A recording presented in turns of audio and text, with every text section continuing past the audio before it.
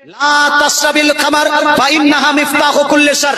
নবীজি বলছেন, ও হে আমার উম্মত উম্মতিরা, তোমরা কোনোদিন মদ পান করবে না, দারু পান করবে না, মদ পান করবে না। কারণ মদ পান করলে প্রত্যেক মদ পান করাটা হলো প্রত্যেক গুনাহের জোর স্টার্টিং। মদ পান করলে একটা গুনাহে কাবিরা হয় এবং তৎসঙ্গে অনেকগুলো গুনাহে কাবিরার দরজা খুলে যায়। মদ পান করলে অনেকগুলো গুনাহে কাবিরার দরজা রাস্তা খুলে যায়। এই জন্য মদ পান করবেন না। মদ পান করলে আপনার লাইফটা ভালো হবে না। মদ পান করলে আপনার ওয়াইফ ভালো থাকবে না। মদ পান করলে আপনার সংসার ভালো থাকবে না। মদ পান করলে লিভারে ক্যান্সার হতে পারে। মদ পান করলে আপনার চরিত্র খারাপ হবে। মদ পান করলে আপনাকে মানুষ মাতাল বলবে। মদ পান করলে একজন সঠিক বাপ হওয়ার হক আদায় করতে পারবেন না। মদ পান করলে আপনি গ্রামের লিডার ঠিকভাবে আপনি লিডিং করতে পারবেন না।